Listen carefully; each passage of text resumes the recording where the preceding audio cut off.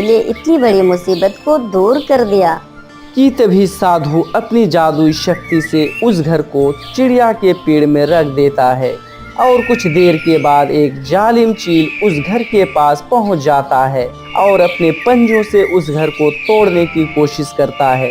वो चील घर को तोड़ नहीं पाता और उसे बिजली का झटका लगता है कि तभी जालिम चील उस घर को छोड़कर भाग जाता है। उस समय के बाद से टूनी चिड़िया अपने घरों में खुशी खुशी रहने लगती है। एक समय की बात है कि टूनी चिड़िया बुलबुल और तोता के पास आती है। टूनी चिड़िया, क्या खबर है उस जंगल की? वहाँ के पक्षी किस हाल में अपना जीवन गुजार रहे हैं? वहाँ सब ठीक तो है ना? क्या बताऊं तोते भैया, वहाँ तो जालिम चील आतंक मचाए रखा है। वहाँ तो जालिम चील प्रत्येक दिन छोटे छोटे बच्चे को अपना भोजन बना लेते हैं और वहाँ के पक्षी हमें मदद के लिए बुला रहे हैं, लेकिन मैं उसकी मदद कैसे करूँ? हम भला कैसे मदद कर सकते हैं टूनी चिड़िया? अगर हम दूसरे जंगल गए तो जालिम चील हमें भी अपना भोजन बना लेगी। तुम ठीक बोल रहे हो तोते, हम उस जंगल में नहीं जाएंगे वरना वो जालिम चील हमें मारकर खा लेंगे। पर मुझे डर है टूनी चिड़िया, अगर उस जालिम चील को जल्द से नहीं खत्म करेंगे तो उस जंगल के सभी चिड़िया को मारकर खा जाएंगे और फिर इस जंगल में आ जाएंगे और फिर इस जंगल के सभी पक्षी को एक एक करके शिकार कर लेंगे। अरे शुभ शुभ बोलो बुलबुल बहन, ऐसा कुछ नहीं होगा, सब ठीक हो जाएगा। ऐसे ही कुछ दिन बीत जाते हैं। एक दिन गोरी कौवी का बेटा जग्गू अपने पिता से बोलते हैं, पापा मुझे अनार खाना है, मेरा अनार खाने का बहुत मन कर रहा है। बेटा, मैं अनार कहाँ से लाऊं? तुम्हें तो पता है कि इस जंगल में एक भी अनार का पेड़ नहीं है। कैसे भी हो पापा, मुझे अनार खाना है, मुझे अनार ला कर दोगे ना पापा? जग्गू, जो है चुपचाप उसे खा लो, नहीं तो मैं तुझे 10 डंडे लगाऊंगी। मम्मा, चाहे आप मुझे मारो पर मुझे अनार खाने दोगी ना? कैसे भी करके आप मुझे अनार ला कर दो ना मम्मा। जग्गू चुप हो जाओ वरना कान पे एक लगा दूंगी मैं। क्यों डांट रही हो गोरी? आखिर ये बच्चा है, मैं अनार लाकर देता हूँ इसे। पर कालू जी, इस जंगल में तो कोई अनार का पेड़ नहीं है। उस जंगल में पहाड़ों के पास सिर्फ एक अनार का पेड़ है। लेकिन वहाँ पर तो जालिम चील रहते हैं। आप चुपचाप घर पे बैठे रहें, जाने की कोई जरूरत नहीं है। तुम मेरी चिंता क्यों कर रही हो गोरी? मेरे बेटे के लिए मैं जालिम चील का भी मुकाबला कर सकता हूँ। तुम टेंशन बिल्कुल नहीं लेना गोरी। मैं तुम्हें जाने नहीं दूंगी, आप मेरी बात मान लो, आप वहाँ पर ना जाओ। गोरी कौवी, आप इतनी चिंता क्यों कर रही हो? मैं अनार लेकर वहाँ से सुरक्षित आ जाऊंगा। ऐसा बोलकर कालू कौवा अनार लाने चला जाता है। कुछ ही समय के बाद कालू कौवा अनार का पेड़ ढूंढते ढूंढते पहाड़ों पर अनार के पेड़ के पास पहुंच जाते हैं। अरे वाह, इतने सारे अनार! मैं जल्दी से कुछ अनार तोड़ता हूँ और यहाँ से चुपचाप निकल जाता हूँ। कालू कौवा जल्दी जल्दी कुछ अनार तोड़ता है कि वहाँ पर जालिम चील आ जाता है। जालिम चील को तो देखकर कालू कौवे के होश उड़ जाते हैं और वे काफी डर जाते हैं। अरे चील, तुम यहाँ पर कैसे आ गई हो? मुझे नहीं मारना, मुझे यहाँ से जाने दो। अरे कालू कौवा, तुम मुझे देखकर इतना डर गया? पहले ये तो बता दो कि तुम कहाँ जा रहे हो? लगता है कौवे तुम्हें मरने का बड़ा शौक है, जो तुम मेरे इलाके में आ गया। तुझे देखकर तो मेरे मुंह में पानी आ रहा है। कालू कौवा उस चील को देखकर डर जाता है और वह सोचता है कि आज मेरा आखिरी दिन है। दोस्तों, इस कहानी का अगला पार्ट देखने के लिए आप हमारे चैनल को सब्सक्राइब जरूर करें। धन्यवाद। किसी जंगल में टूनी अपने 2 बच्चों के साथ रहती थी और उस जंगल का महाराज एक चील था। चील महाराज का एकमात्र पुत्र था जिससे महाराज बहुत लाड प्यार किया करता था। उसी जंगल में एक दुष्ट कौवा भी रहता था और एक मिट्ठू तोता भी। एक दिन महाराज का सुपुत्र महाराज चील के पास आता है और कहता है, पप्पा, ओ पप्पा, मैंने सब फल खाया है लेकिन एक फल नहीं खाया है। मैं वो फल खाना चाहता हूँ, मुझे वो फल लाकर देंगे ना पप्पा? मैं अवश्य लाकर दूंगा मेरे बेटे, लेकिन ये तो बताओ कि वो कौन सा फल है, उसका नाम तो बताओ। जी पप्पा, उस फल का नाम एप्पल है। मैं एप्पल खाऊंगा पप्पा, मुझे एप्पल लाकर दो ना पप्पा। बेटे की ये बात सुनकर महाराज चील सेनापति को एप्पल लाने के लिए कहता है। सेनापति, अभी जाओ और जंगल से एप्पल खोजकर मेरे सुपुत्र के लिए लाओ। चाहे जैसे भी हो, मेरे बेटे को एप्पल लाकर देना ही होगा। ठीक है महाराज, मैं भी जाता हूँ और एप्पल लेकर आता हूँ। फिर सेनापति गिद्ध और चील एप्पल की तलाश में निकल जाते हैं। सेनापति चील और गिद्ध पूरा जंगल खोज लेता है, फिर भी उसे कोई एप्पल दिखाई नहीं देता है। फिर सेनापति चील एक पेड़ पर बैठकर कहता है, हाय हाय, पूरा जंगल खोजकर तो मुझे एक भी एप्पल नहीं मिला, तो फिर महाराज का पुत्र भला एप्पल कैसे खाएगा। ऐसा कहकर सेनापति चील और गिद्ध वहां से राजभवन की ओर रवाना हो जाता है। फिर सेनापति महाराज से कहता है, महाराज, हमने तो पूरा जंगल खोज डाला, लेकिन मुझे कहीं नहीं एप्पल नजर आया।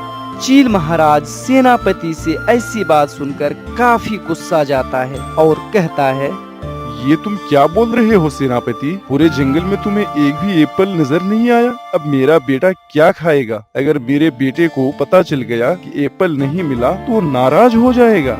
ये सब बात हो ही रही थी कि तभी वहाँ पर राजपुत्र आ जाता है और कहता है, पप्पा, ओ पप्पा, मेरे लिए एप्पल लाए हैं, मुझे एप्पल दीजिए, मैं एप्पल खाऊंगा।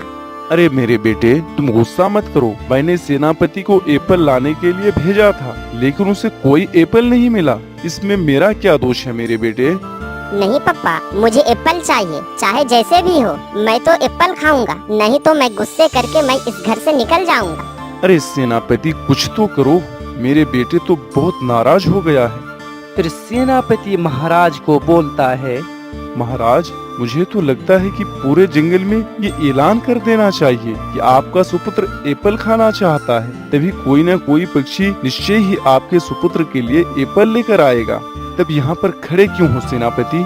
माइक लेकर जाओ और पूरे जंगल में ये ऐलान कर दो कि जो कोई भी मेरे बेटे को एप्पल ला कर देगा, मैं उसे पुरस्कार में 50 स्वर्ण मुद्राएं दूंगा। जी महाराज, मैं अभी जाता हूँ। तभी सेनापति गिद्ध माइक लेकर जंगल चला जाता है और एक पेड़ पर बैठकर ये ऐलान करता है, सुनो सुनो सुनो, जंगल के सभी पक्षियों सुनो, इस जंगल में महाराज का सुपुत्र एप्पल खाना चाहता है। जो कोई भी मुझे एप्पल ला कर देगा, महाराज उसे 50 स्वर्ण मुद्राएं इनाम में देगा। सेनापति गिद्ध जब ये ऐलान करता है तो उसका ऐलान टूनी और उसके बच्चे सुन रहे होते हैं। तभी टूनी का एक बेटा टूनी से कहता है, मम्मा, ओ मम्मा, सुन रहे हैं? सेनापति ऐलान कर रहा है कि महाराज हमें पुरस्कार देंगे। चलो महाराज के पास चलते हैं मम्मा और पुरस्कार लेकर आते हैं। अरे मेरे बेवकूफ बेटे, महाराज पुरस्कार तो ऐसे ही नहीं देंगे ना। महाराज का सुपुत्र एप्पल खाना चाहता है, इसलिए जो कोई भी महाराज के सुपुत्र को एप्पल ला कर देगा, महाराज उसे ही पुरस्कार देगा, समझे? ऐसा सुनकर टूनी का बेटा टूनी से कहता है, तब चलो मम्मा, एप्पल लेकर महाराज चील के पास चलते हैं और पुरस्कार लेकर आते हैं। एप्पल? एप्पल कहाँ मिलेगा? मेरी जानकारी के हिसाब से तो इस जंगल में एक भी एप्पल नहीं है। मम्मा, चलो ना, महाराज से ये जानकर आते हैं कि आखिर माजरा क्या है। तुमने बिल्कुल ठीक कहा है मेरे बेटे, चलो आखिर ये घटना क्या है, जानकर आते हैं। फिर टूनी और उसके बच्चे महाराज चील के पास जाने लगते हैं और इधर गिद्ध सेनापति फिर ये ऐलान करता है, सुनो सुनो सुनो, जंगल के सभी पक्षियों सुनो, इस जंगल के महाराज का सुपुत्र एप्पल खाना चाहता है। जो कोई भी उसे एप्पल ला कर देगा, महाराज उसे इनाम देगा, अनेक अनेक पुरस्कार देगा। इधर मिट्ठू तोता ये ऐलान सुन रहा था और सुनने के बाद कह रहा होता है, महाराज माइक से ये ऐलान करवा रहा है, चलो मैं ये देख कर आता हूँ कि आखिर माजरा क्या है। ऐसा कहकर मिट्ठू तोता भी महाराज के पास जाने लगता है और फिर इधर सेनापति गिद्ध ये ऐलान करता है, सुनो सुनो सुनो, जंगल के सभी पक्षियों सुनो, इस जंगल के महाराज का सुपुत्र एप्पल खाना चाहता है। जो कोई भी उसे एप्पल ला कर देगा, महाराज उसे इनाम में 50 स्वर्ण मुद्राएं देगा। इधर दुष्ट कौवा ये ऐलान सुनकर कहता है, अरे इतना बड़ा ऑफर, ये तो मैं नहीं छोड़ सकता। पुरस्कार तो मैं लेकर ही रहूंगा। पहले महाराज चील के पास जाकर देखता हूँ कि असल में क्या बात है। ऐसा बोलकर कौवा कारण जानने महाराज के पास जाने लगता है।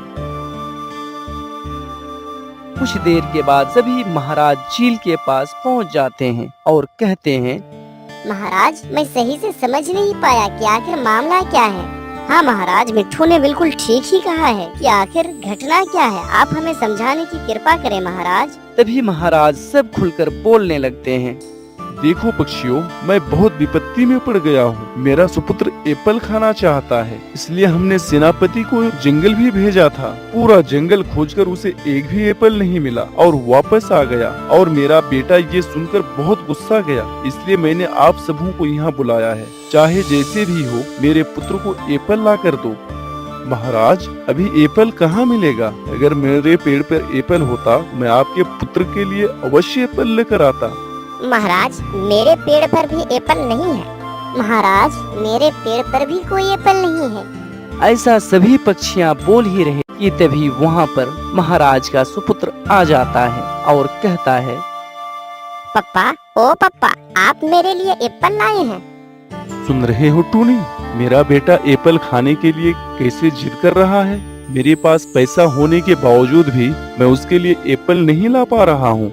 महाराज से ऐसी बात सुनने के बाद टूनी राजपुत्र को समझाते हुए कहती है, सुनो राजपुत्र, तुम बहुत बड़े बाप के बेटे हो, मैं ये जानती हूँ, लेकिन हर समय जिद पर अड़े रहना उचित नहीं है। हर चीज का एक समय होता है। यदि तुम मुझे 1 माह का समय दो तो हम अपने खेत में एप्पल का पेड़ लगाएंगे और फिर उसके बाद फिर तुम्हारे लिए एप्पल लेकर आएंगे। टूनी की बात सुनकर राजपुत्र